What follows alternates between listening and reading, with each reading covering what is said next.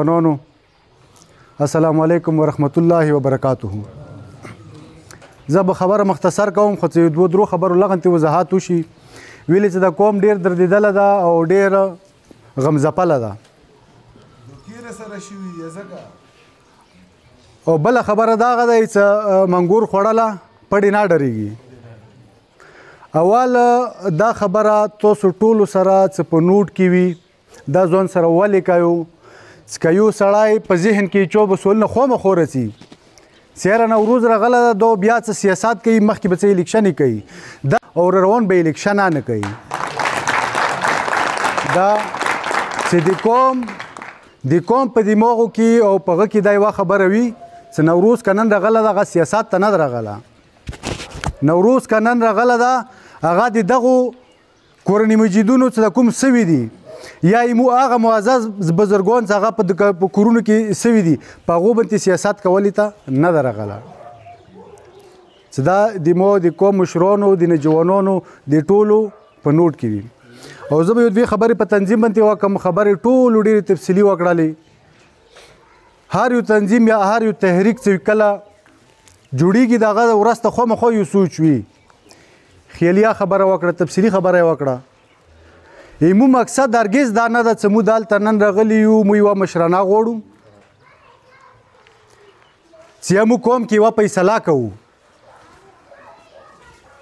او نه د کوم موجوده صورتحال څه ده یا موږ سره د کوم واقعاتو شو او نه خو په دغو وختو کې دا فیصلې کیږي نه په دې باندې اوسه پورې ویلې چې که چا ذاتي بدي وي شپې چې څملې خامخا سوچ کوي چې مخکې به زه بدال خلم که زه به فیصله کوم په دې باندې مو یا دا سوچ نه ده کړی چې مو مشران ناست دي.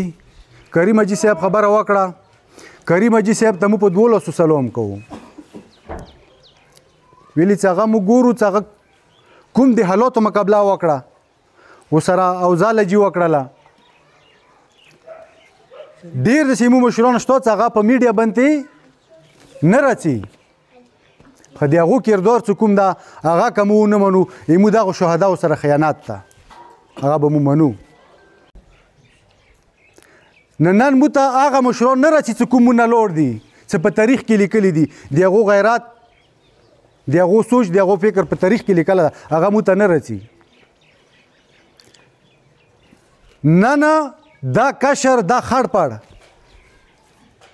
چې په مرچې کې ده دا مو مشر ده.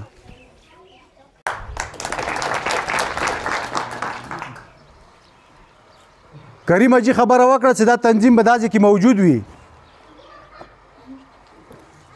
په سار سترګو مو چې کله تنظیم جوړولو د موی تنظیم جنډان دا وه چې د مشران ډېر وزرویدو ډېر تکلیفونه یې وکړو باوجود د دې چې حکومت د ریاست طرف نه په هغو باندې پریشر ده هر طرف په هغو باندې پریشر ده چې دو ته خیالي خبره چې که مو ته نه دا ټول بوج نشو خستی که لغنتې ته نوخلو خبت ناکام شي که نه. ما ضرورت که ما ته مشر وایي چې تو به ضرورت په پېښور کې ده زه به پېښور ته ځم. که ما ته مشر وایي چې په مندورای کې کښېنه زه به مندورای کې کښېنم.